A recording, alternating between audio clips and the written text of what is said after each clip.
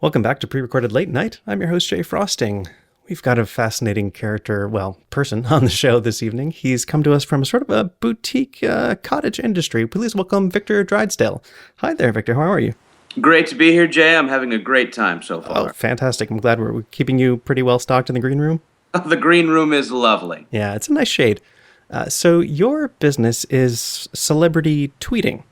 I'm kind of remiss to mention what I do because it is ghost writing of sorts, but I just kind of wanted to give people a little peek behind the curtain. Yes, celebrities, Twitter is very important to a celebrity's image, to kind of their personal brand, and a lot of times they're too busy to do their own tweeting, or, they just maybe don't know if they, I know the tone of Twitter. I mean, it's a place where kind of wit and humor is very important. So what I like to do is I like to come on and just do some tweeting as them to, really get them out there and just get them started on Twitter. And that's really fascinating to me. Would you say that you focus on a particular industry? Is it musicians or actors? It's basically anyone who needs my services. Well, let me give you an example. A young lady came to me. I don't think I need to tell you. It was Gisele Bündchen.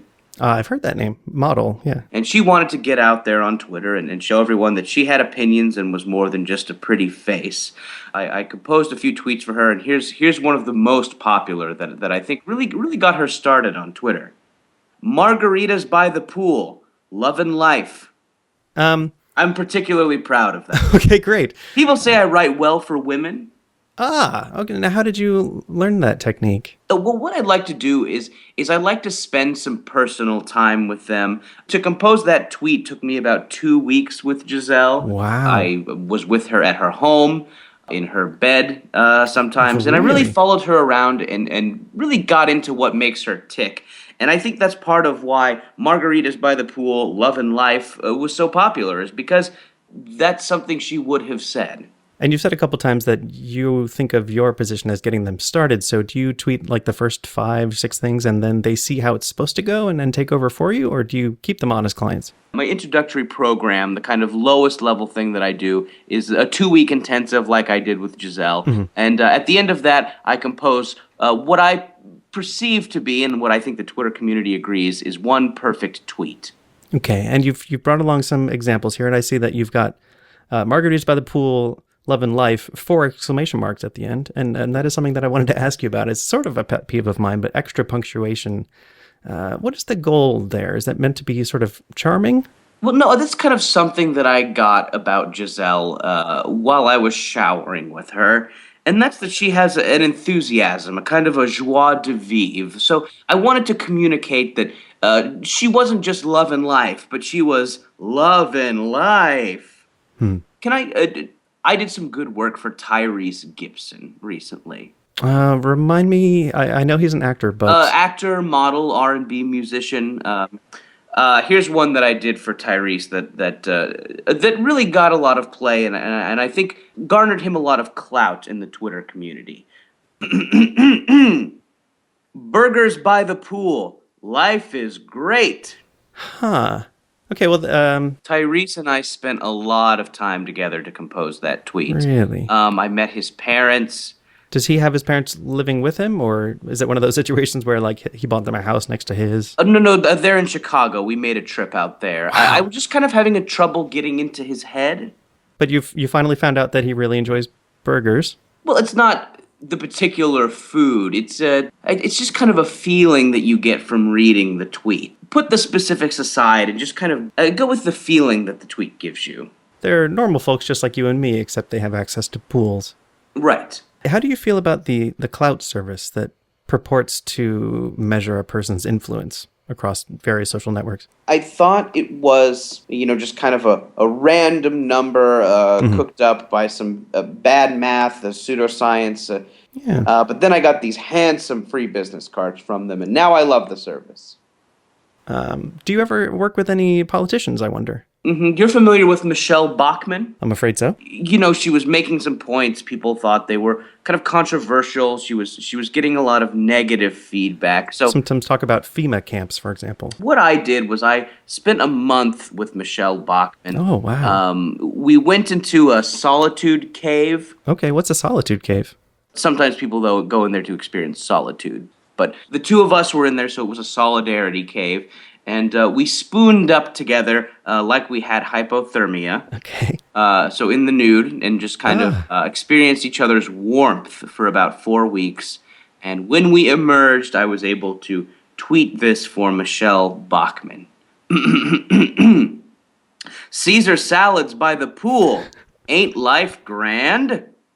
So yeah, she uses the term grand, which is sort of a I'm wealthy and sophisticated.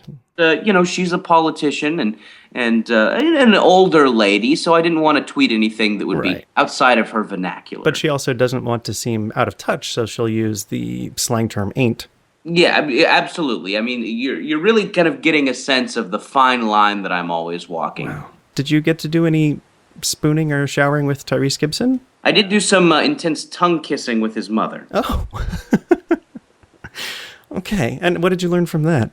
Just kind of like about where he came from. I kind of got to know the passion that he displays in his acting and his music. Really comes from a passionate upbringing. Yeah, what does she taste like? Actually, I just did some very exciting work with a Miss Elijah Dushku. Yeah, she did have a little bit of a stumbling block, I would say. I mean, I'm no critic, but it seemed like when she was first tweeting, there were a lot of misspelled words, things that didn't really make a whole lot of sense if you took the punctuation away, which she seemed to do. Are you familiar with biospheres? Yeah, I remember a Pauly Shore movie. Yes, and so Elijah, of course, was kind of a tough case. So it required a lot of tender, loving care. So her and I moved into a biosphere and only ate things that we shaved off of each other. Really? So hair, skin, eventually, Yeah. and we would do intense workouts every day. And then at the end of the day, we would fist fight till we were exhausted. How long did this go on? 6 months. Oh my God. So yeah, for the better part of this year, that's where I've been. I've been in a biosphere with Elijah Dushku, eating parts of ourselves, fighting until we're exhausted. And now this tweet is going to come out tomorrow, so this is kind of an exclusive. But burritos poolside. Can life get any better? If I've done my research correctly, it seems like your firm has sort of a secret method for getting people verified more quickly. Could you tell us a little bit about that? I mentioned the solidarity cave earlier. Yeah. So what I like to do is to just kind of have an open line of communication with Twitter, kind of find out who is managing their celebrities, and if they aren't cooperative with getting my celebrities approved, I can send I guess I'll just say secret police because I don't know what else to call them. I'll just send one of my employees down there, and if they do not comply, I will kill them and hide their body in my solidarity cave.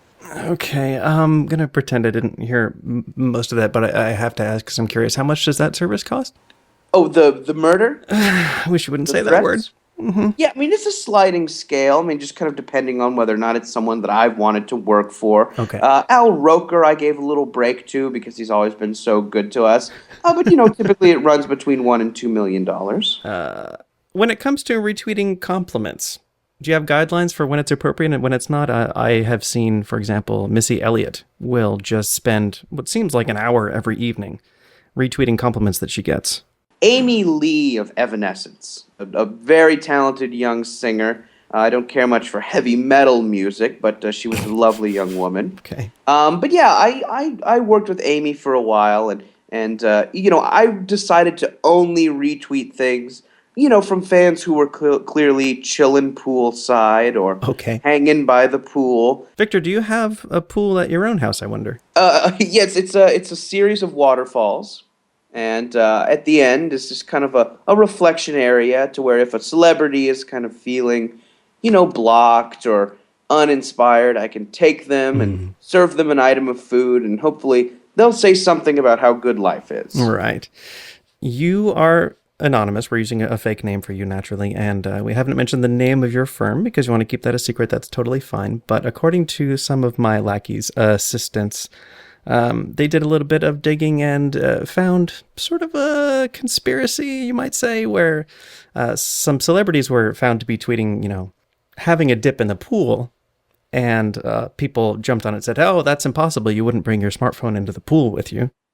I've been with these people. I've spent time with them. I've been in a hollow log with Adrian Curry. I've spent months in a treehouse with Cory Booker. So, and I can tell you that a big part of being a celebrity is a income that makes it so you can just discard cell phones willy-nilly. So I think that the people who are saying, I think you're probably not actually in the pool, because why would you take a cell phone in the pool? Mm-hmm. What they don't understand is that they're poor and celebrities aren't. My smartphone is very precious to me, and because you're a poor. Yeah. You must have some clients that you're pursuing who would sort of be like the holy grail for your business. I would love to work with Fred Durst. And I think if him and I spent some time in a blimp together, I think we could come up with some really exciting stuff. You wouldn't be able to fit a pool in a blimp, probably. We're having a friendly conversation here, I imagine, but it seems like part of your business strategy is to spend a lot of time near a pool?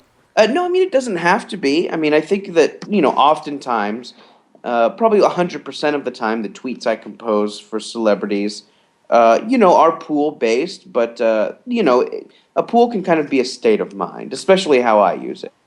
Sometimes a celebrity will tweet pictures of themselves just doing something totally mundane, like, I'm driving my car, and that's, as we now know, fake and staged. And does that mean that you guys spend like a bunch of days up front changing outfits and going to random places just to have pictures that you can throw in willy-nilly?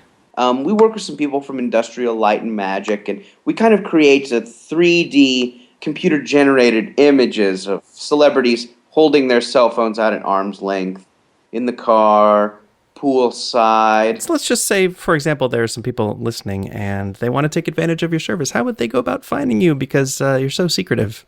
What you can do is just use a series of keywords, and I can seek you out if you need help with your tweeting. I mean, we are very expensive. We are right. If there are any high-profile clients out there, Fred Durst or the girl who played Vicky on Small Wonder, you can just use hashtags like pool and life. Yeah.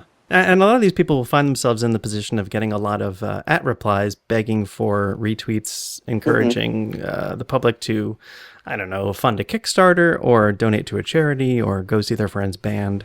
Do you have guidelines for which one of those gets retweeted? I mean, if this particular friend's band is, playing poolside or at a YMCA or a rec center or something, I mean, then I would probably ask them to consider it, but just in general, I like to steer them away from that kind of thing. Yeah. I like them to have very specific messaging. I like them to be on message, and that's, I'm near a pool and my life is amazing. Well, Victor, thank you for coming on the show and being so open with us. Oh, it's my pleasure. See you by the pool. Hopefully someday I will. Yeah. Good night, everyone.